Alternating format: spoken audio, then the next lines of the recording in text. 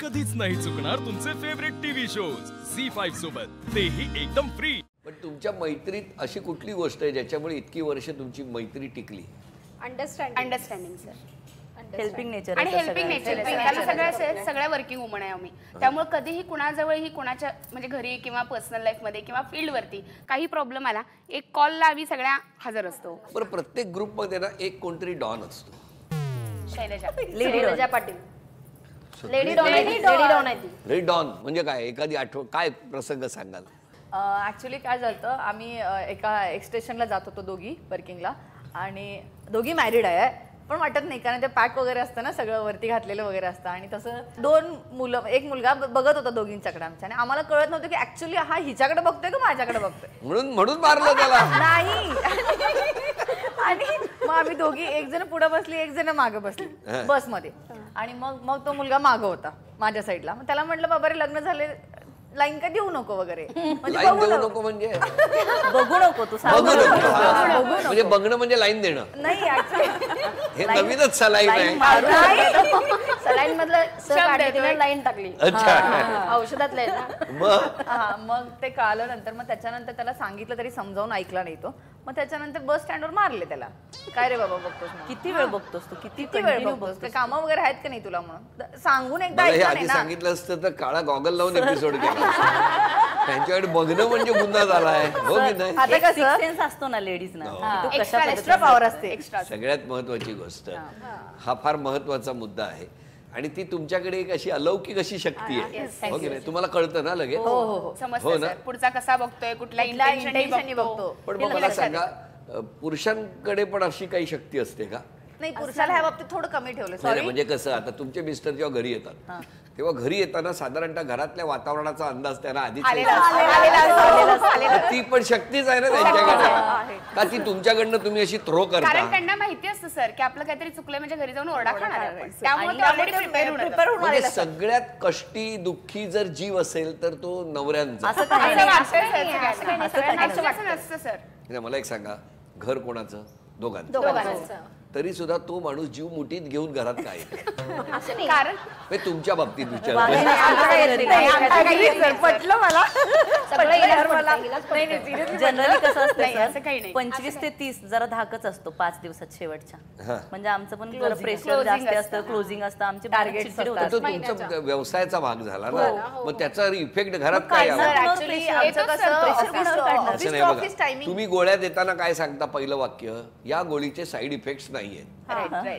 पण मग तुमचा हा साईड इफेक्ट 25 ते 30 घरात का राहतो? नाही, ते सांगत होते सर, ऍक्च्युअली आपल्यावरती अवलंबून आहे सर, म्हणजे साईड इफेक्ट तर नसतो तो, खरं आपल्यावरती अवलंबून। जर घुमऱ्यातून आत जाताना आपण जॉबचं प्रेशर बाहेर ठेवून गेलो तर ते आपल्यावरती आहे। मग ते तुमच्यावरती आहे ना? आम्ही ऍग्री करतो की असं नाही आहे, आमच्या घरातले मिस्टर म्हणजे प्रत्येक 24 तारीखला तुम्ही एक उमऱ्याच्या बाहेर हे ठेवण्याची गोळी घ्या ना कुठली तरी, आता नक्की पुरुष सगळे खुश होणार आहेत।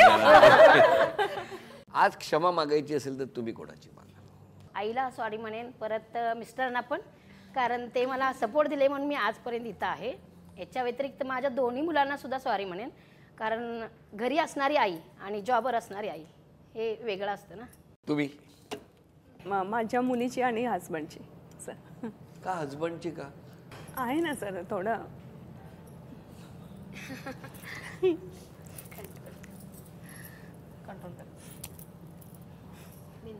पण काय म्हणजे सॉरी म्हणण्यासारखं काय आहे ना सर? ॲज अ वाईफ म्हणा किंवा ॲज अ मदर म्हणा, खूप कमी पडते ॲज अ सर्व्हिस वुमन असल्यामुळं बऱ्याच गोष्टीमध्ये आपण हे नसतोय सर, 100% नाही देऊ शकत तिथं।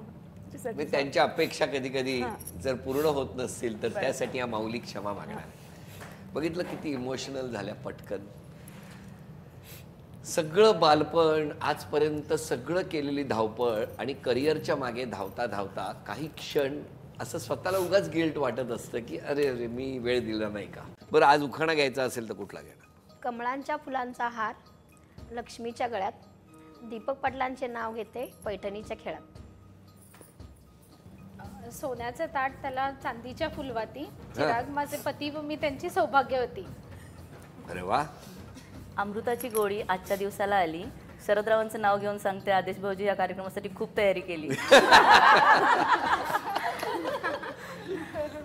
ऍक्च्युली मला नाव घेता येत हा. नाही, मी डिरेक्टली नावानेच बोलवते. कसं मी ऍक्च्युली काळू म्हणते त्याला.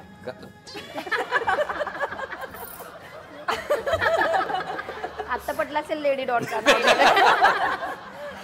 पण तरी दीपकनी मारला 6, शैलजा त्याची फिक्स.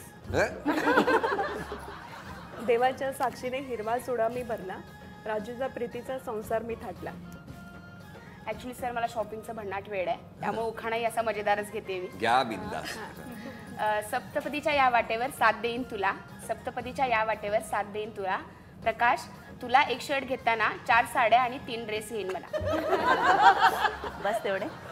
बस. बिचारा प्रकाश. म्हणजे सूर्य उगवला हा उखाणा ऐकून प्रकाश पडला. काही क्षणापूर्वी तुमच्या डोळ्यात पाणी होतं आणि त्याचबरोबर काही क्षणांनी इतक्या चेहऱ्यावरती मस्त हसताय.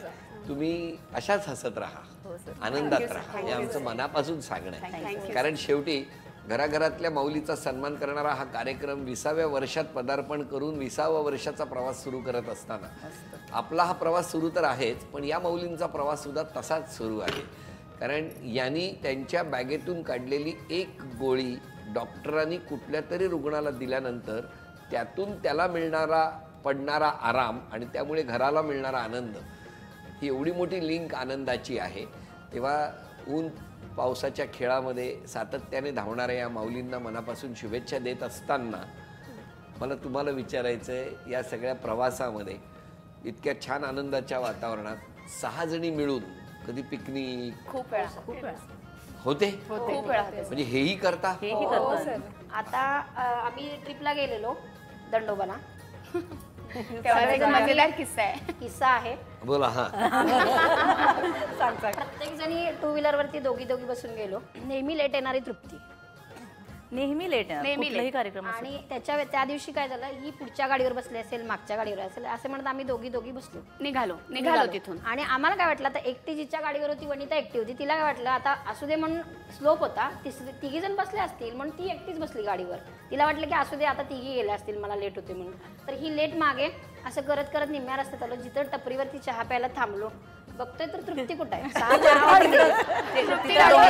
आणि सगळ्यांच्या पुढे हँडल डोंगर आहे, उतरते ना, डोंगर आहे, ट्रेकिंग सारखं आहे ते. आणि चहा पिण्यासाठी थांबलो. 6 चहाची ऑर्डर दिली.